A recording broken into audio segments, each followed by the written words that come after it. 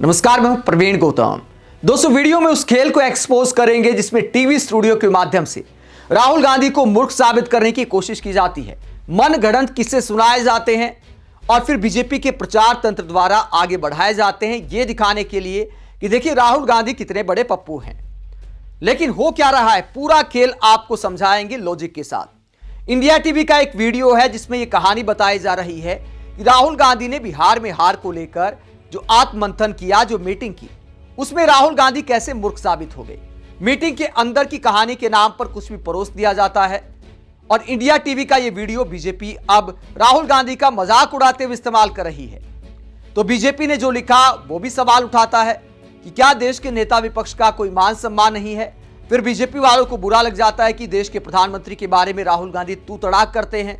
लेकिन खुद बीजेपी राहुल गांधी के लिए वीडियो शेयर करते हुए कैसी भाषा का इस्तेमाल करती है, पहले भाषा आपको दिखाते हैं बीजेपी की, उसके बाद इस वीडियो की पड़ताल करेंगे कि इसमें कितनी सच्चाई हो सकती है। जिन पत्रकार ने राहुल गांधी को किस्सा सुनाया, क्या उन पर भरोसा किया जा सकता है, जबकि सोशल मीडिया पर वो कैसे कैसे पोस्ट करते हैं वो भी आपको दिखाएंगे।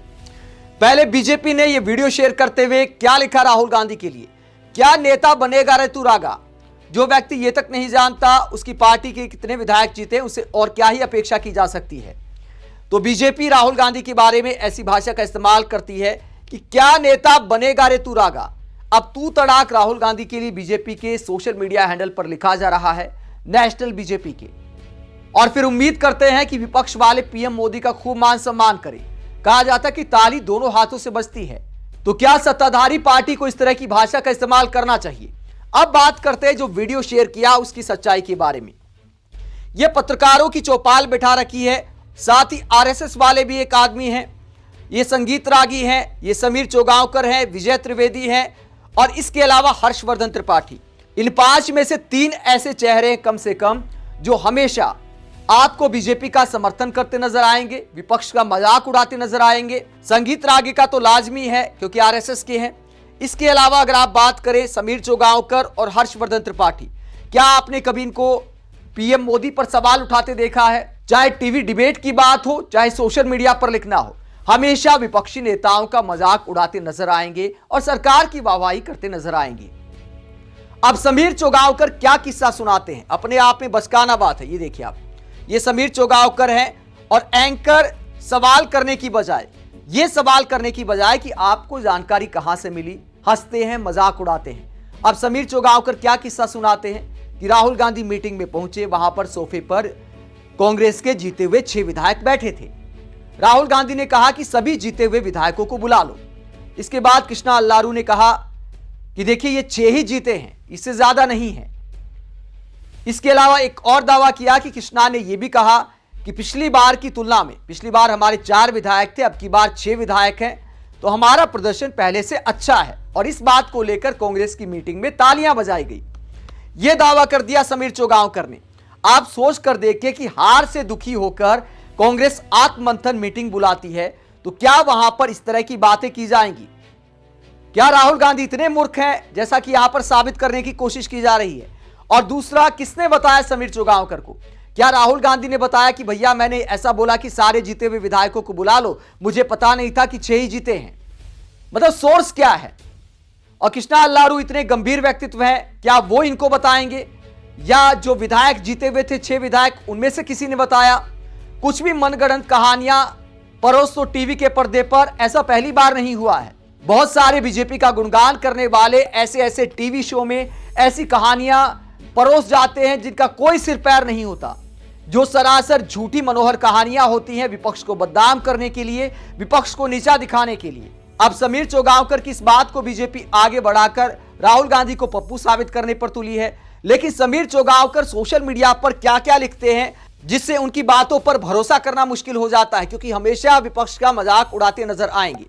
अब राहुल गांधी ने जो वोट चोरी को लेकर प्रेस कॉन्फ्रेंस की थी, इसमें पीछे क्या लिखा है कि इंडिया के जैन जी और युवाओं को अब भारत की डेमोक्रेसी बचाने के लिए आगे आना होगा।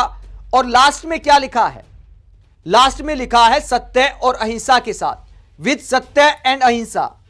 तो साफ तौर पर लिखा है कि सत्य और अहिंसा के मार्ग पर चलते हुए इंडिया के जैन जी को भारत की डेमोक्रेसी बचाने के लिए आगे आना होगा।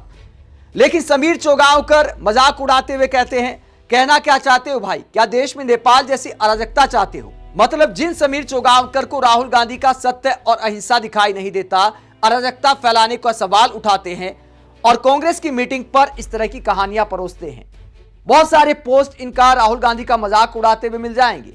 इसके अलावा लालू यादव के परिवार में जो हुआ उसके बारे में भी सारी अंदर की खबर इनके पास थी। मतलब कांग्रेस की मीटिंग हो, आरजेडी के परिवार में क्या हो रहा है, इनको बताने वाले हर जगह मिल जाते हैं। क्या लिखते हैं, लालू परिवार में मचे घमासान में अब लालू की बची बेटियां भी अपमानित होकर घर छोड़कर चली गई। किस तरह की भाषा, क्या एक पत्रकार को ऐसा लिखना चाहिए, लालू की बची बेटियां? मतलब इस तरह की भाषा का जो इस्तेमाल करता है पत्रकार, उसके वीडियो को बीजेपी शेयर कर राहुल गांधी को मूर्ख साबित करने की कोशिश कर रही है। कम से कम एक पत्रकार को किसी के परिवार के बारे में इस तरह की भाषा का इस्तेमाल नहीं करना चाहिए। मैं ये नहीं कहता कि लालू यादव के परिवार में जो हुआ उस पर पत्रकार को बोलना नहीं चाहिए। पत्रकारों को बोलना चाहिए, लिखना भी चाहिए, क्योंकि एक राजनीतिक परिवार का मामला है। लेकिन भाषा कम से कम एक पत्रकार वाली होनी चाहिए। इस तरह के शब्दों का इस्तेमाल करना कि लालू की बच्ची बेटियां, यह मुझे लगता है एक पत्रकार की भाषा नहीं हो सकती। आगे क्या लिखते हैं, खबर है कि कल रात लालू यादव ने रोते हुए तेजस्वी के सामने हाथ जोड़कर पारिवारिक कलह सुलझाने का निवेदन किया, लेकिन तेजस्वी ने उनके साथ भी बहुत बुरा व्यवहार किया। लालू बेहद दुखी हैं। खबर है कि लालू अपने बेहद करीबी सहयोगी रहे आरजेडी के पूर्व प्रदेश अध्यक्ष जगदानंद के सामने फूट फूट कर रो पड़े थे। लालू किससे फोन पर बात कर रहे हैं और क्या बात कर रहे हैं, इस पर पूरी नजर रखी जा रही है। कई लोगों से लालू को बात करने पर प्रतिबंध लगा दिया गया है। यह परिवार पूरी तरह से टूटकर बिखरने की कगार पर खड़ा है। मामला गंभीर होता जा रहा है। तो यहां पर तेजस्वी यादव को भी बदनाम करते हैं कि तेजस्वी ने लालू यादव के साथ बहुत बुरा व्यवहार किया। किसने बताया? क्या लालू यादव ने बताया? मतलब कुछ भी कहानियां सोशल मीडिया पर लिख दो, कुछ भी कहानियां टीवी पर बोल दो और ऐसे ही नैरेटिव बनाया जाता है विपक्षी नेताओं के खिलाफ। क्या इन पत्रकारों में कभी हिम्मत है कि पीएम मोदी का नाम लेकर जनहित की योजनाओं पर सवाल कर सके? मनोहर कहानियां सुनाकर कभी राहुल गांधी को मूर्ख साबित करने की कोशिश की जाती है, कभी तेजस्वी यादव को, कभी यूपी में अखिलेश यादव के जमाने में जब सरकार थी उसके झूठे किस्से सुनाए जाते हैं टीवी के पर्दे पर। ऐसे भी वीडियो सामने आए हैं। अब टीवी पर किसी ने बोला है तो जनता सच भी मान लेती है। आप इस खेल को लेकर क्या सोचते हैं? कमेंट बॉक्स में अपनी राय जरूर दें। साथ ही चैनल को सब्सक्राइब भी करें। नमस्कार।